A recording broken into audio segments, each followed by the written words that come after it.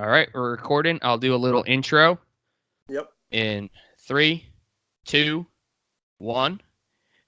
And we're back in the box with Peter Vriones from KeepFlying. Pete is the I guess the percussion backing for KeepFlying. So That's it. Pete, how are you doing, man? I feel great, man. How you doing? Good. So you just got back from a small little weekend gig up in Yeah. Vermont, New Hampshire. Yeah, so we did Burlington, Vermont, Brattleboro, Vermont, Portland, Maine, and Manchester, New Hampshire. All 4 places which we love going to. Now, I would assume that a lot of tours don't go there. Is that correct? Or I would say you're correct. I mean, we play smaller markets as of now. We play smaller markets pretty much everywhere, but it doesn't seem like there's like bigger venues in any of those markets, you know? So, I mean, especially like Brattleboro, Vermont.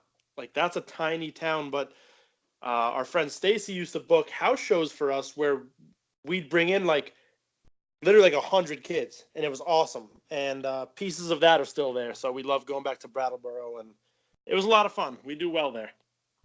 nice. So Yeah. you guys are just constantly on the road. That's like your thing, huh? Yeah, I think we tour like I think this year we did like 160 something shows. Holy cow. Yeah, we got a lot. We're not done yet. I still got like 40 shows left in the year, I think. But then how do you guys do all the other stuff that you're doing? Are you ever home? Yeah, I mean like when I'm home I drive Uber for work. Nice. A couple of my other guys Just like being one of them. being a millennial, huh? Yeah, exactly. One of my guitar player Charlie drives Uber. John tours full time, as you may know, like with other bands. He TMs people. Chuck works construction, and Henry, my singer, does. He works at Quick Check, which is like a store around here, and he works at a nursing home in the kitchen. Nice. That's what I do to support myself, pretty much. Yeah. So I got a quick question for you. So I know you guys are kind of like from a hodgepodge of different places. I know obviously you got Long Island, New York, Jersey, Pennsylvania. I mean, can you walk us through like how did Keep Flying become? Okay, so I know Henry because he played in a band called Survey Says, who was like a New Jersey-based ska band. And I would go see his band play all the time. And with his band, there was a band called Refuse the Conformity. That was like a northeastern Pennsylvania like pop punk band, basically. And that's how I met Charlie, my guitar player. So I met them through going to see Henry's old band, who I loved. We became friends. I started gigging with Survey when they needed like a drummer fill in, which was very often. I probably played about 100 to 120 shows with them. Oh, wow. Yeah. And then John, I met just through, I guess, going to shows. I think I met him because he would work for bands that I would go see, and just a lot of mutual friends. Yeah. And then Chuck, our bass player, we met because he toured with a band called Something More from Baltimore. He was filling in. Okay. And our bass player left the band just to do like real life. Our bass player, Michael Colson. And we were like, Chuck, like fill in for us. And he was like, all right, cool. And he basically just stuck around, and now he's official. Cool. And how is it for you guys like trying to get together and rehearse? Because I remember when I lived on Long Island, I was in a band with a buddy of mine who lived in Brooklyn, and trying to get into Brooklyn and getting everyone together was just like a nightmare. So I can't imagine how 3 states of different people are able to like kind of coalesce and do it, I gotta be honest, we don't really rehearse. Like, that's so punk rock. Okay, so we leave, yeah, unfortunately, yeah. We leave for tour, like our big tour. We're going out with a band called Home Safe, Kayak Jones, and Young Culture. We leave October 16th to mid-December, and we're getting together on October 15th to just kind of go over the set a couple times, and that's really it. I mean, to be honest with you, man, we play enough shows where it's like we don't really get rusty, you know? Yeah, I was just gonna say that because you had said you had what already this year 160 shows. Is that what you said? Something like that, yeah. And then you still got another 40 to go. So essentially, gigging is practice. Yes, we play a lot of shows. Yeah, sure. And I noticed, I was kind of checking out, kind of where you guys are going next, and I know you guys are landing in Toronto for Blackout Fest, right? Yes. Yeah. Again, I cannot wait. Yeah, that should be a good time, man. I was looking at the lineup there. I know you got the Seaway Boys playing, who are always fun, and I don't know if you're familiar with them. You might be, but that band, the Penske File. Have you listened to the Penske File? Never listened. What kind of music is it? Oh, they are so good, man. They're kind of like sort of in the vein of like what you might say the Menzingers are, kind of like that that not quite pop punk, but like very kind of fluid, sort of like kind of punk rock with harmonies and stuff, man. If you get a chance to check out the Penske File, they're a great show, great stuff, man. I caught them at Fest one year and have never looked back. They're awesome, man. But it's an awesome fest you guys are playing, man. I hope you guys have a great time. Yeah, thank you. Yeah, our buddy Jamie puts it on every year. He plays in a band called Harbor, and they're great. So yeah, can't wait to play. Should be very cool. Awesome. Now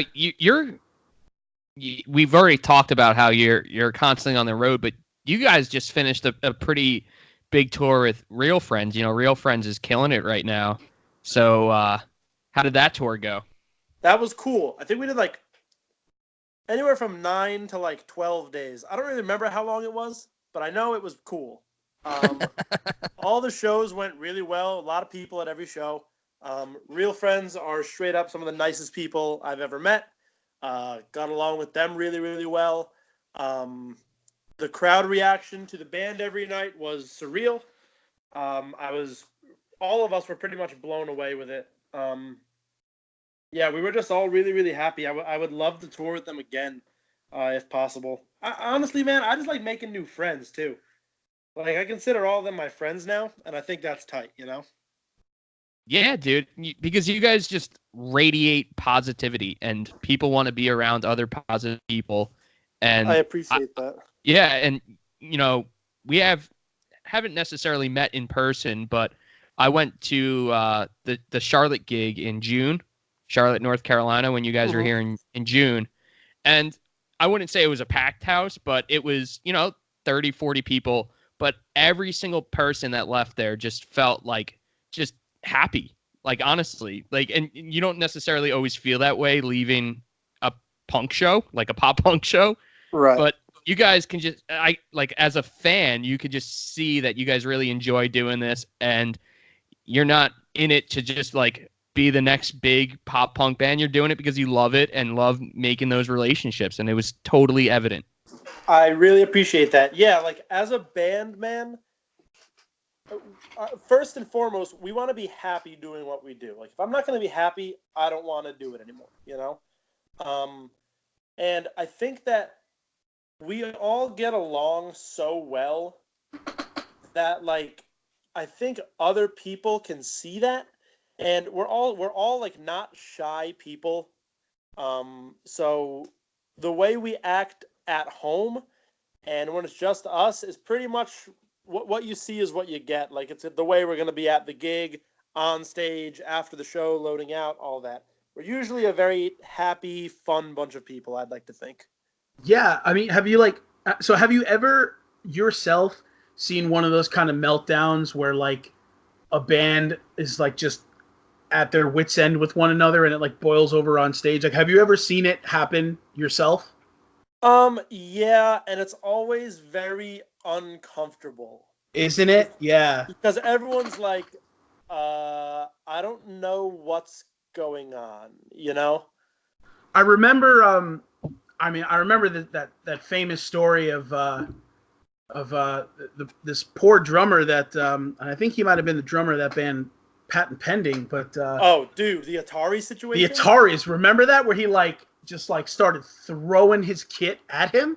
Dude, yeah. So that's our Brutal. friend Rob, and he played guitar in Patent Pending. Yeah. And he was playing drums for the Ataris. That was actually in Jersey. And I don't know. I think like something happened on stage. It was so long ago, I don't really remember. But I remember the video, dude. And the dude from the Ataris, the singer, was just like threw his drum kit at him, and I was like, "Yo, what the hell's going on right now?" Full on rampage, man. I'll never forget that video. And and it's funny because I'm 32 and I always grew up so fond of the Ataris, and I was like, man, Blue Skies, Broken Hearts, what a great record. End is Forever, what a great record. So Long a Story, like I love them.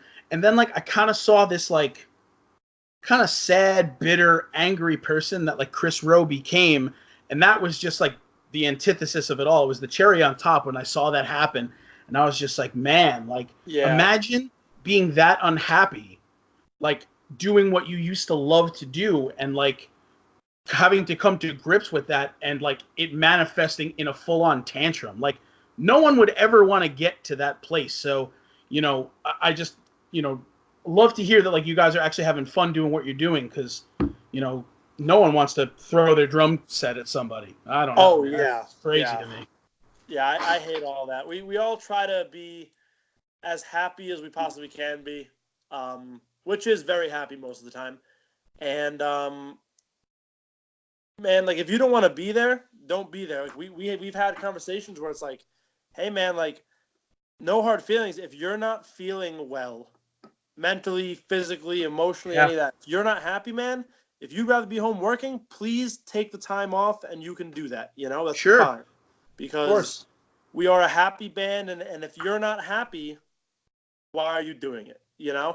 Absolutely. We have a bumper sticker on Old Red, our van. We got from the Ben & Jerry's factory in Vermont, and it says, "If it's not fun, why do it?" And that's pretty much how the band is right now. That's the mantra. I love it, man. Yeah.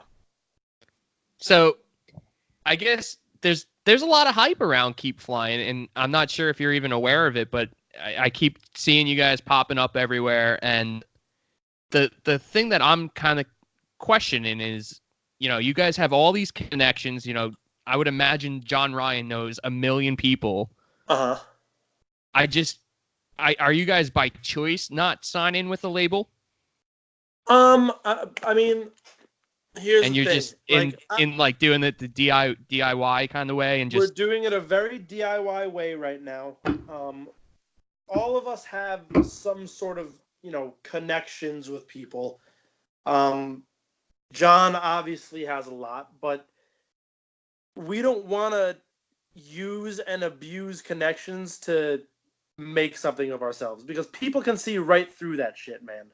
You see bands who they know people and they're, where they live, and I know this record executive, we're going to sign a deal with them. And it's like, people see it and are like, who the hell are you? You've played 10 shows and you got this major label deal. That shit is crazy to me. So right now we're doing everything very DIY. We're not going to sign a label unless it's the right label and something that we're comfortable with. I mean, honestly, man, right now, as far as we all can see it, like everything is going only up, doing it the way we're doing it. So why would we want to fuck with or change the formula that we already have? I've seen, like, I listen to a lot of rap music, and I see these rappers who like have so much potential and are so good, and they're on the up and up, and all of a sudden, like, they sign a 360 deal and their career is over.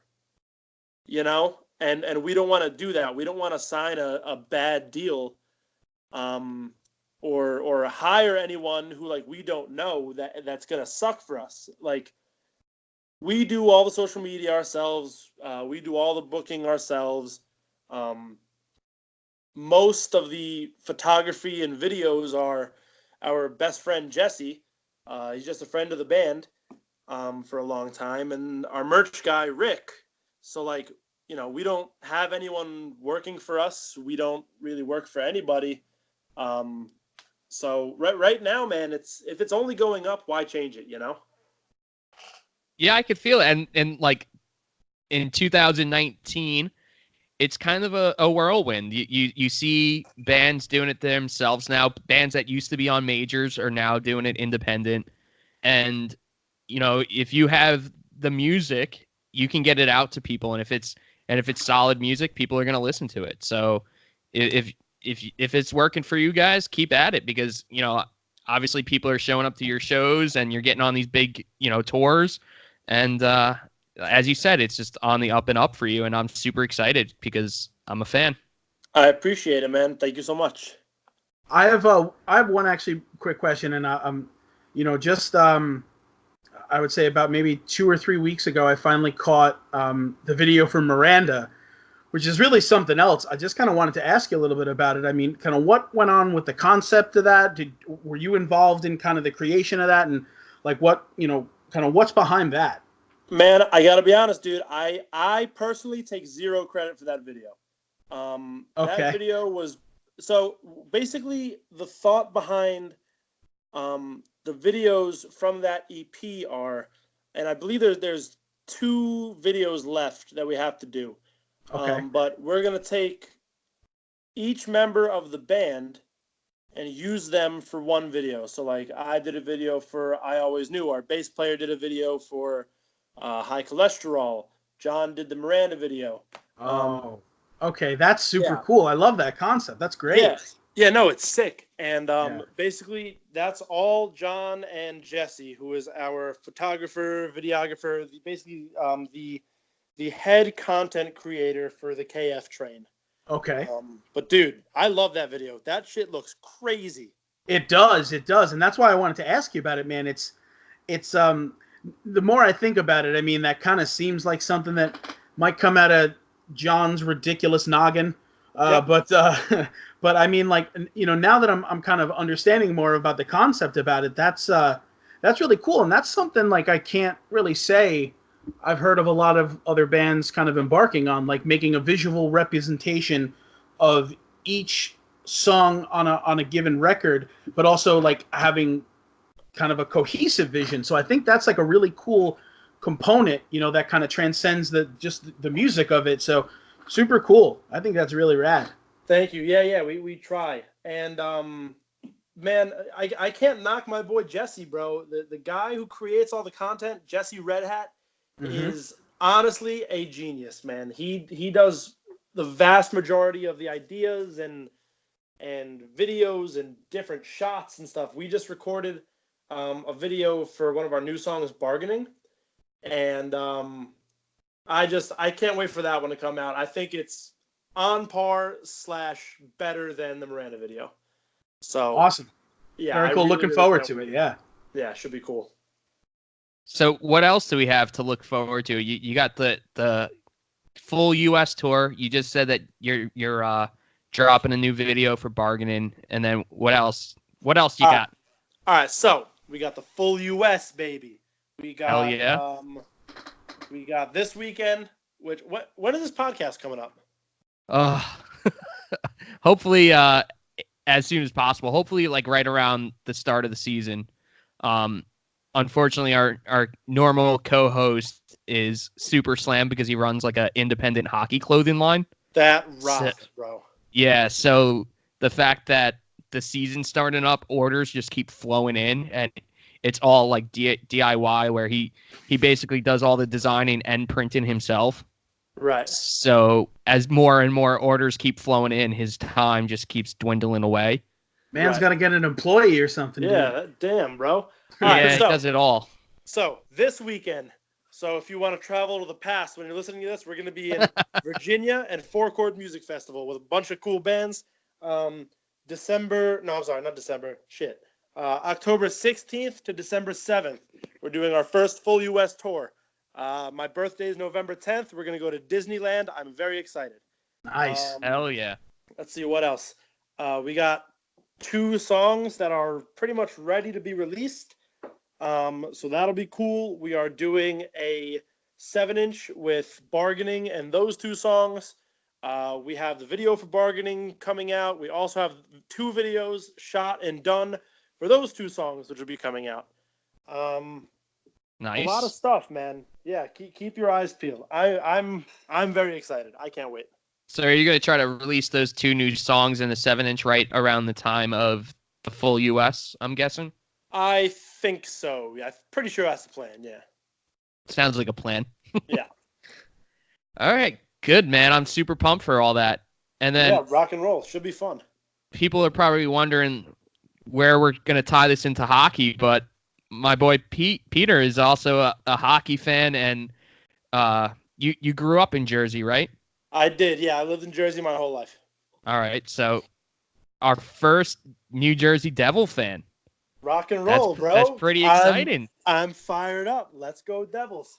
Yeah. So in the future, we have lined up actually one of the guys from the Gaslight Anthem, Mm-hmm. and they actually have the goal song for the Devils, but the Devils are thinking about changing that. Did you hear that news that the Devils are doing I kind of like did a not. fan vote? I did not. That's kind of sad. It is kind of sad. So What are the other options? Do you have any idea?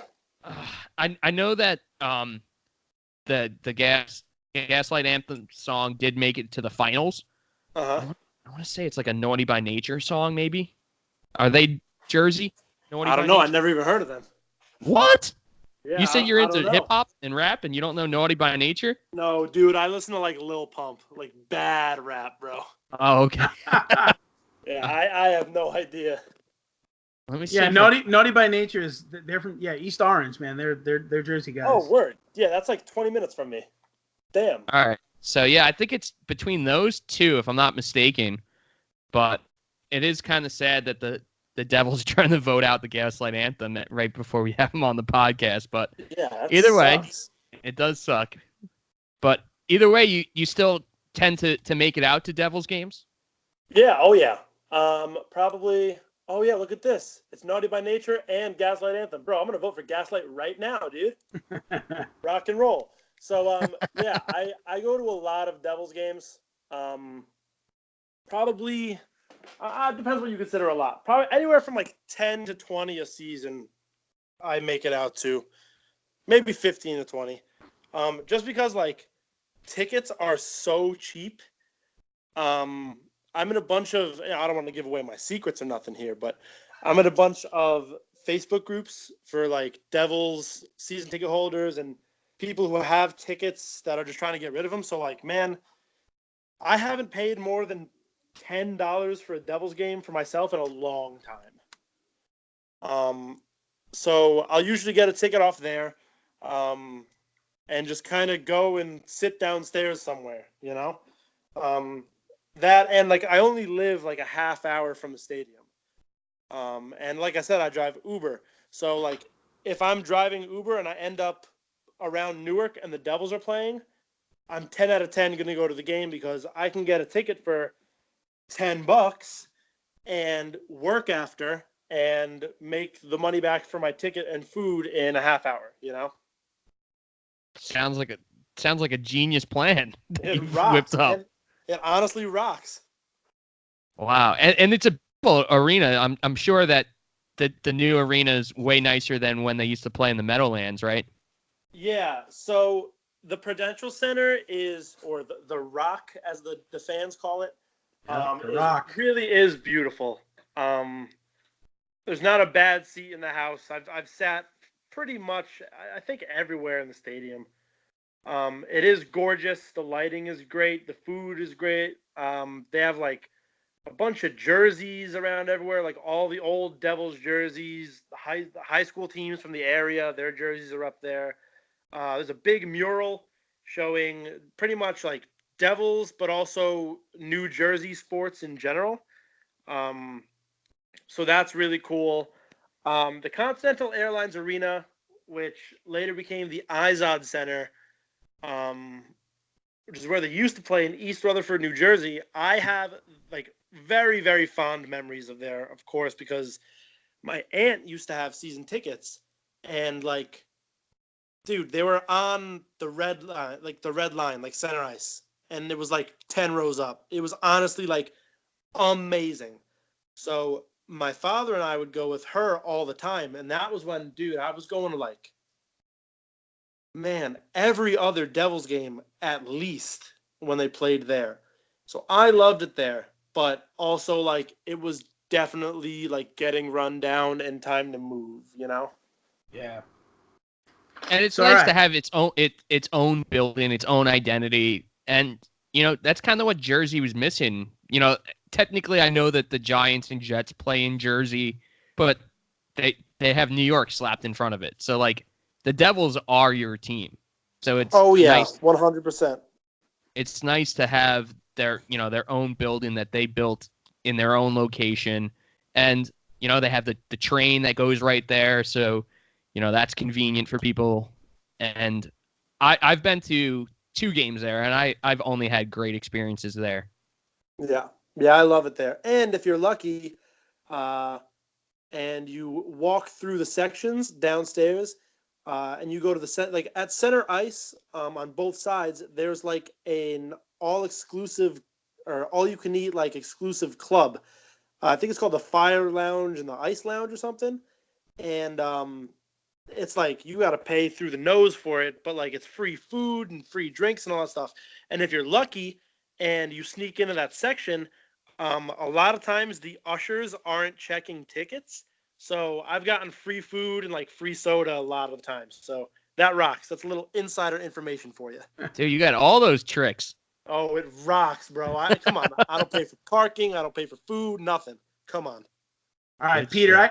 I got a question for you, man. Let's take a quick trip down memory lane. So, Game 6, 2000. Yes. Walk me through it. Where were you? What do you remember? All right. So I was, oh my God, bro, 5 years old. I was at my aunt's house in New York, Okay. and she had like this big media room, right? With like a big like projector TV. Hold on 1 second. Yeah, so she had a big media room with like a big projector TV, and like I was there. Both my parents were there. Both my aunts and uncles were there. Everyone were there, and I'm pretty sure it was the Dallas Stars, right? We It beat, I was. think. Yep. Yep. Yeah. So I remember sitting in that room with a bunch of food, and everyone was screaming the entire time at the projector. Everyone is screaming and freaking out, and I just know that the Devils won. I remember nothing about the game, but I remember being like, "Wow." Like I'll never forget moments like that, you know. And Um, it's funny because it's like, I mean, so you said you were what? You were 5 years old. You said, right? yeah, So I mean, like, so you just get like the kind of jolt of energy, and like you might not even remember the specifics about it, but you just remember like that palpable energy. And I think that's one of the most unbelievable things about hockey in general is that the energy that surrounds all of it. I mean, it's just like I feel like there are no more like really truly passionate fans than I mean in America and Canada, I should say. Let's call it North America because soccer and passionate fans, of course, around the world. But yeah. in terms of just here, in America and Canada, I mean, it's just like nobody cares more than hockey fans. So I mean, it's just like the elation that you get. And I mean, me and Mikey being Islander fans, I mean, like unfortunately we've not yet seen our cup, but Right. I mean, I can't speak for Mikey, but I can speak for myself. Like I know, like when they finally raise it up, like I'm probably gonna be crying, like it's just like just that overcoming, thinking of all the time you spent pouring your heart and soul into this team, and like it finally coming to fruition. It's like I can almost taste the metal on that cup myself, man. So it's a really emotional, raw thing, man. Oh Super, yeah. Oh, super cool. I completely agree, man. And especially when I was younger, bro, the memories I have of the New Jersey Devils are just amazing. Oh, it's all happy times for me, basically. Because I mean, when I was younger, like, and I was into it, that's when like they were winning, bro. Like they won in Mm. '95, 2000, 2003. Yep. So when I was younger, I was like, damn, the New Jersey Devils really are the shit, you know? Yeah. Yeah. For sure. For sure. Yeah. And now we have Lou Lamoriello, who is basically the architect of all those teams, Yep. running things for the Islanders. So hopefully he brings some of that success that he had with the Devils over to us, and we can have our moment too. Yeah, that would rock. I'm rooting for you. I got Islander fans that are friends of mine, and they're all nice, and they all love the Islanders to the death. So I respect that, man. That's sick. Yeah, it's funny. Like when you were telling the story about how you were 5 and went to your aunt's house to watch the game 6. I had almost the same exact experience, but for when the Rangers played the Canucks in the Stanley Cup in '94. Mm-hmm. Like I was about that age myself, and I went to a party with my aunt, and and I'm an Islander fan, but just being in that atmosphere, watching all these Ranger fans just losing their minds to watch them win the cup was just something I'll never forget either. But it's funny. Yeah, of course, I felt man. like we were telling the same story. And the other side of it too, it's just like the heartbreak when you lose. It's like I remember a lot of my friends are all Ranger fans, and I remember that that series against the Kings, man. I just remember like seeing like one of my buddies just like fall on the floor and just stay there. He just stayed there for like 15 minutes. Yep. And it's just like you invest so much emotion. I mean, it's just like you just pour yourself into it, and then June rolls around, and it's just like everything you've put your heart and soul into is just for this moment, and then you end up getting beat by the Kings, and it's just like, man, I felt for Ranger fans. I really did. That's about the only time I really feel bad for Ranger fans is right. Yeah, now. dude, the sadness you feel when you're that close and you lose is equivalent to the happiness you feel when you win. It's just such extreme highs and such low lows, Yeah, couldn't have said it better myself, man. Really. Yep. Now, did you play a little puck growing up in Jersey as well? No, so I played, in terms of hockey, man, I played in a roller hockey league when I was probably like 10 to 14. I played roller hockey, and that was honestly so awesome. I literally loved that. And I tried to play ice hockey, but like I was already playing soccer at the time, and I had so much time invested into that combined with the fact that like I could always ice skate, but like not to that level, Yeah, it's a little different once you throw like the pads on and everything. It feels definitely way different than just like skating around open ice or whatever. Yeah, so I stuck with roller hockey, and also like literally every day, every other day, me and my dad and my brother would just play foot hockey in my driveway. So that's it. I mean, and to be all honest American childhood, huh? Oh yeah, and the closest right now that I get to my ice hockey dreams are in the winter. My buddies live on a lake, and that freezes over, and we go play ice hockey like with the skates and everything on the lake. And man, I have this recurring dream I've had probably about 10 times now that I'm on the Red Wings and I win the Stanley Cup. And it's the most amazing dream in the world. I wish I could have it every night. Yeah, it rocks, bro. Our buddy Boz in Capstan would love to hear that. Oh, it's Boz. Let me tell you, bro, you have no idea. It's amazing. Amazing. I'm a 9-time Stanley Cup champion. However many times I had the dream. Dude, it's really weird because, like, okay, so in my dream, the Red Wings are playing at Continental Airlines Arena, which is where the Devils used to play, and like, but and it's just like implied that it's there, but in my dream, it looks like it only holds like 3,000 people, and like my aunt and my father and my grandmother are there, and there's so many people on the team that, like, how like when a team wins the cup, they all take turns like skating around the ice with it and stuff like that. Oh yeah. So there's so many people on the roster that like I'm going last, and people like are like left already basically because it's taking so long for everyone to skate around the Stanley Cup that the only people that are left are my father, my aunt, and my grandmother. And I'm skating around, and I'm like, yo, like, let's get dinner later. And they're like, yeah, sounds good, man. Congrats. And I'm like, thanks. And then my dream ends. It rocks. I love that you just keep having it over and over again.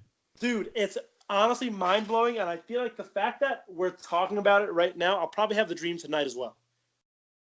I wonder if it means like you know those people that just like overanalyze dreams. I wonder if it means something. I don't know. I think I'm Like going to go to like a psychic or something.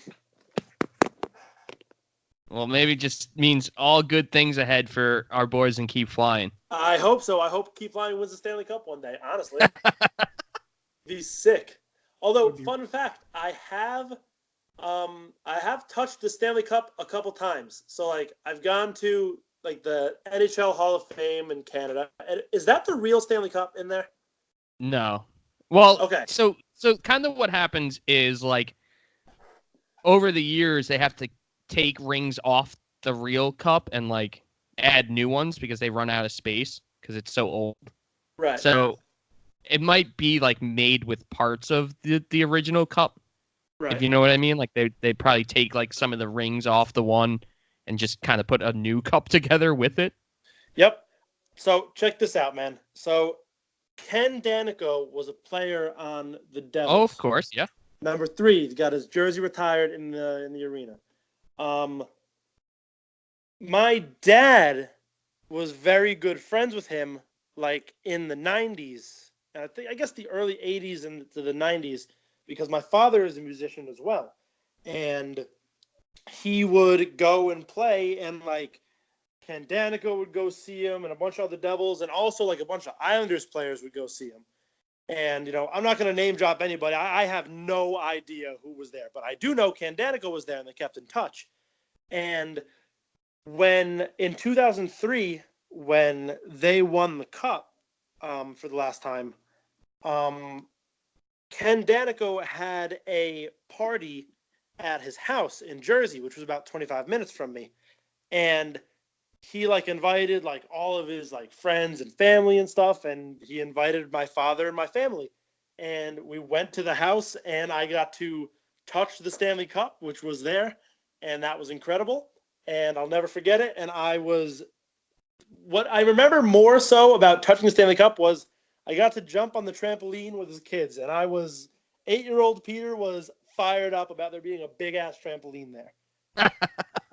Yeah, Yes. That was sick. And then he also owned a restaurant somewhere near me in Jersey. I don't think he owns it anymore. But he was like owner or part owner of this Italian restaurant that we went to, and the Stanley Cup was there. And there's a photo of Ken Danico, my mother and father, me giving a hug to the Stanley Cup because it was about as big as I was. Oh, man. And my younger brother in diapers, who must have been 2.5 years old, sitting in the top of the Stanley Cup. And it's honestly amazing. I will send it to you once we're done recording. Please. Oh my God, that's legendary. Dude, it's incredible. I'm getting the chills just thinking about it. It's honestly one of my favorite memories ever. Wow. See, and that just goes to show, like, hockey players are a level above any other professional athlete. A totally different breed, man. Oh, yeah. It was honestly amazing, dude. I will never forget it. And my aunt, like I said, used to have the season tickets. So they used to have something, I don't remember what it was called, but like one of the perks for her ticket level was you got to skate on the ice at the arena. And it was like, I think like 1 or 2 days a season that you would get to do it.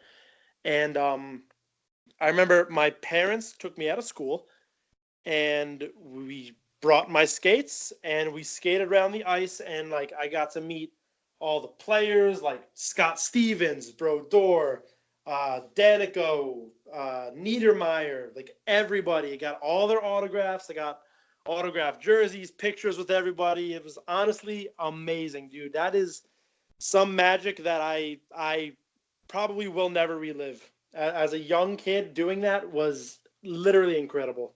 Oh, yeah. Yeah, See, and I thought I had a cool story growing up across the street from the Islanders PA announcer. That's nothing compared to this. Dude, it honestly rocks, bro. It really does. And to be honest with you, now that like I haven't talked about it in such a long time, but like I feel like I took it for granted back then because I'm 8 years old. I don't realize exactly what's going on.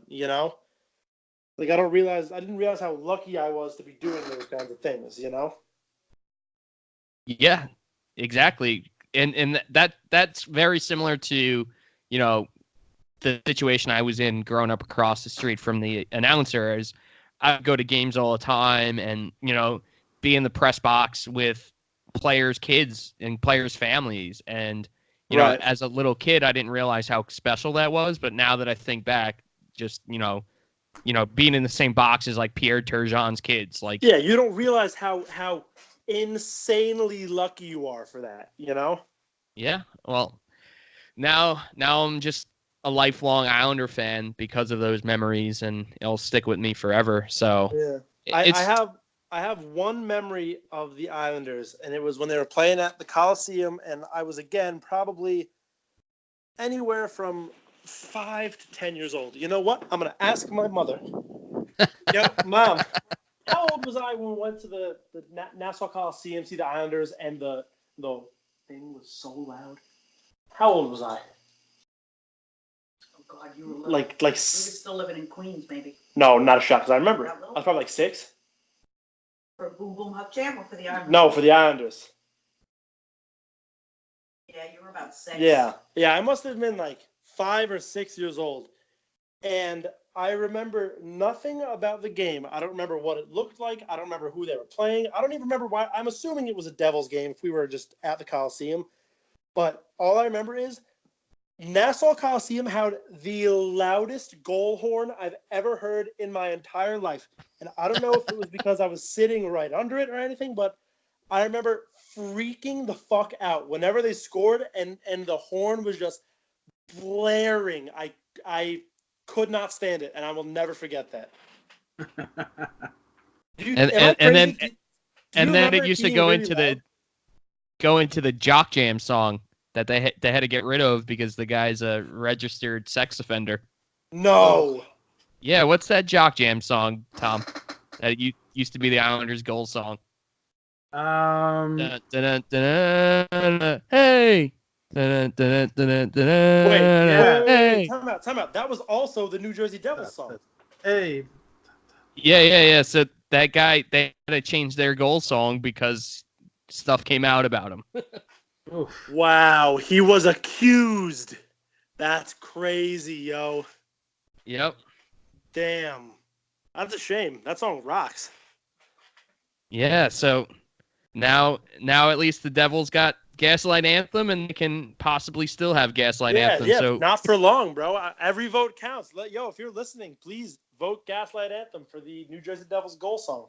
Hell yeah. My goodness. All right, man. Pete, so we're coming up on like 45 minutes. I know you probably want to enjoy the little time you have at home, but we definitely appreciate you doing this because we've been talking about Keep Flying on our podcast basically since the beginning of our show, and it's cool to chat a little memories you had and hear what Keep Flying got coming up. So everyone be on the lookout for that because this is Keep Flying's year, man. Dude, thank you for having me, bro. I'm fired up right now. Honestly, man, just doing this podcast fired me up, and I'm really more than ever gonna try to be into the Devils this year. Like, especially because we got a good team apparently. Like PK Subban and Jack Hughes, I think his name is, right? Jack Hughes. Oh yeah, huge draft pick. Yeah, so apparently we're gonna be really good this year. So let's go Devils. Be on the lookout for us. We're coming. And on the tour you're on, I'm sure those Home Safe guys are big hockey fans. They're from Chicago, right? Yeah, probably Hawks fans though. Nah, I'm good on that. Well, you can have some friendly competition. Oh yeah, I don't mind that. Yo, let me just leave you with one because I wanted to tell a John Ryan story before we go. So I'm going to leave you with this one John Ryan story. So me, a couple of other buddies, and John went to a I think it was a show up in, I want to say, Albany. Maybe this is back in like 2010, 2011. We went and saw Such Gold and the Wonder Years, and yeah, it was a whole thing. Mm-hmm. So John is famously, he's vegan, and so we're all starving, and we're coming back, and we decide to stop at a rest area, and the rest area has a Roy Rogers, and we get in there and we're like, oh man, like nothing else is open, like what's John Ryan gonna do? So we're like, John, man, listen, like we'll figure something out for you, and he just goes, no, I'm great. So we're all getting our food, and we come back, and this is like when Roy Rogers just had like a free condiment bar that had Right. lettuce and tomato and onion. My man's just making like a humongous free salad out of these Wow. condiments. And he just sits down, and he's just like, Tom, let me smell that burger. And he just takes like a whiff of the burger. He's like, great, gonna eat this lettuce. And just, we watched him like eat like probably a good pound of lettuce, tomato, and like white onion that he just stole from this condiment bar. And I'll just like, I will never forget that, just watching him just chow down on this. And I was just like, unreal, dude. So what you're telling me is Unreal. he has not changed whatsoever since 2010 because he still is doing the same shit. Not a bit, man. Not a is- bit. That is horrifyingly funny, and he's coming over. He'll be here in probably an hour and a half, and I'm going to ask him about that because that's hilarious. Oh, and I'm sure he'll remember it too, and he'll probably tell you more stuff that I shouldn't talk about on air about that show. But Yep, sounds good to me. great times, man. Jesus Christ. Guys, thank you so much for having me. I really appreciate this. Fucking rocked. All right, Absolutely, Peter. Man, best of luck. Safe Yep, travels too. I'll talk to you guys soon. All right. Thanks, man. Bye-bye. Later. All right. Let me stop.